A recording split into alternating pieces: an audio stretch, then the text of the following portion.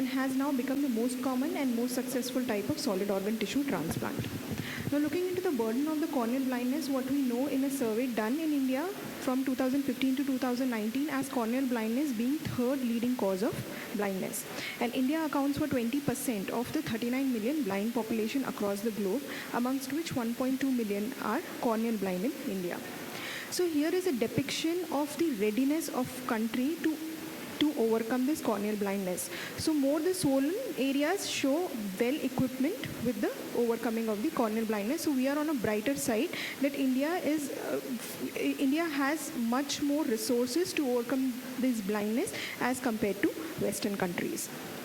Another depiction of the types of keratoplasty overall performed in India in a survey done from 2013 to 2014 shows that around 79% still are done is penetrating keratoplasty, amongst which optical and therapeutic, and rest are endothelial keratoplasty and others. Having said that, it was done in 2014 previously, and now even across after 10 years, definitely the trends are changing. From 1980, in which 95% were penetrating keratoplasty performed, and now over the period of time, after the introduction of lamellar keratoplasty in 2006, it has converted much of the indication towards lamellar keratoplasty, mainly due to reduced post-operative astigmatism, increased post-operative structural stability, decreased rehabilitation time, and decreased immunological graft rejection. Coming to the indications for PK can be divided according to the prognosis. Excellent, very good, fair, and poor prognosis. So definitely excellent includes keratoconus and dystrophy patients. Very good prognosis in the pseudophakic, aphakic bullous keratopathy, macular dystrophy patients. Fairer prognosis in PMD, CHED, and mainly microbial keratitis patient, and definitely poor prognosis in more of the inflammatory conditions as seen in Stevens-Johnson's, pemphigoid patients, previous failed graft, and anti-segment dysgenesis patients. So why we are learning this is because even through the indications, the incidence of PK or the forming of the PK is much reduced, especially in the keratoconus after the increased usage of therapeutic contact lenses and additional options like collagen cross-linking and intracorneal ring segments. Mainly the indication for the FECD and pseudophakic and aphakic bullous keratopathy has changed and become the most common indication for lamellar keratoplasty, except in severe corneal scarring patients in which still penetrating keratoplasty is performed. Now, having said that, all over the higher urgency is still performed in keratitis and trauma patient, which is much reduced in keratitis patients still because of the prompt treatment.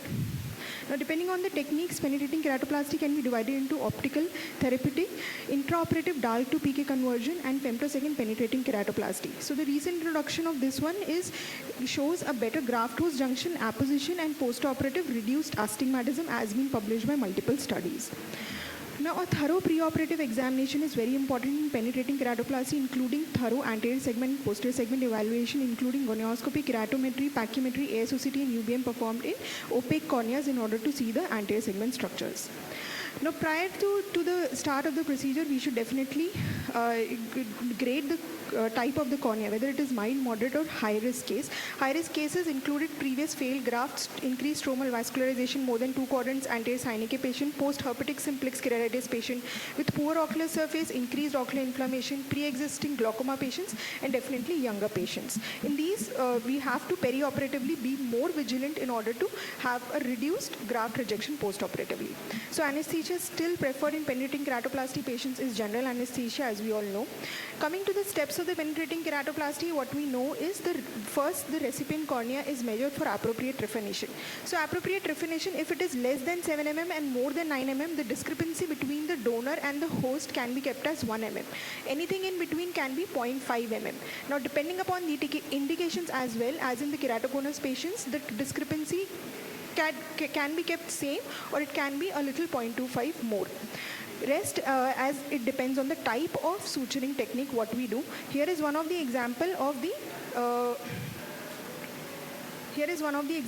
DALK conversion to penetrating keratoplasty. So firstly, as we know, it was a very healed, scarred, acute hydrops patient. So it was converted into a PK.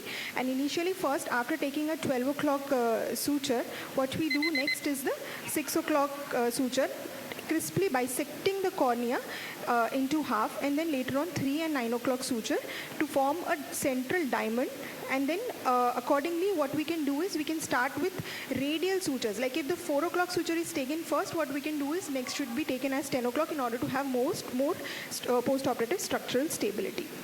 So depending upon the suturing technique, single interrupted, combined, continuous, single continuous and double continuous suturing technique. As we know, single interrupted are more preferred in the therapeutic and younger age groups in order to remove selective suturing post-operatively.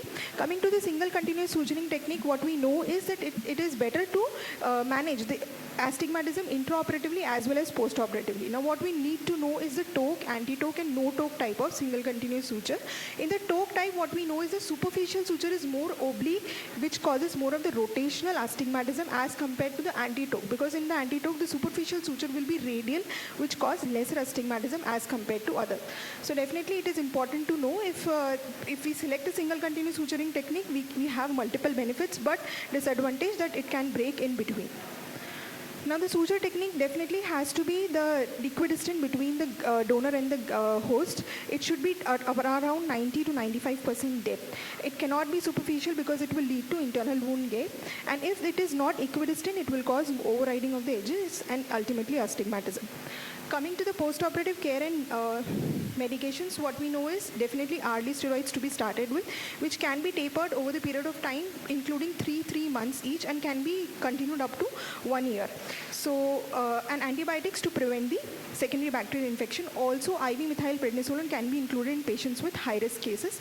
Anti-glaucoma medication can be started in already pre-existing cases with vitrectomies or cataract surgeries and ankylosis patient. Now, timolol is the first choice. Prostaglandins are avoided in order to overcome the inflammation. And another point is MIGS. MIGS has now become one of the major component to include in order to have a regularized post-operative intraocular pressure, especially in the keratoprosthesis patient. Cycloplegics to relieve the pain and ciliary spasm, as we all know. Coming to post-operative suture removal is very important. Earlier suture removal can be performed in younger age group as the wound healing is faster. Overall, less than 1 month, if any suture is loose or having any infiltrate, has to be replaced, and any suture after 3 months causing more of the astigmatism over the steep cornea, as to be seen on the topography, can be removed. Overall, if the patient is doing good and if there is not much of the astigmatism, we can definitely go to prescribe the glasses itself and nothing is to be done. Visual outcome overall in penetrating keratoplasty, what we have seen is around 50% of good visual outcome with 618 to 612 of the vision in multiple studies. And other complications like graft rejection is very important. Its incidence is around 21% and 7% leading to graft failure. Its management, as we know, topical and systemic steroids remains the gold standard, and cytotoxic agents like azathioprine and cyclosporin can be included in high-risk patients. Now, newer immunomodulators like tacrolimus and rapamycin has been included because it shows more potency as compared to cyclosporin. Now, in the post-operative period, what other 2 points which are very important to look into is the vascularization and graft clarity. The vascularization, if present whether it is present at graft-host junction or at the periphery or including up to the center, is graded accordingly, and then we can titrate the topical or oral steroids. Another point is the graft clarity, which will show eventually how much the graft has been accepted by the patient. Thank you. For nice covering of this PK as a whole. If you have any question,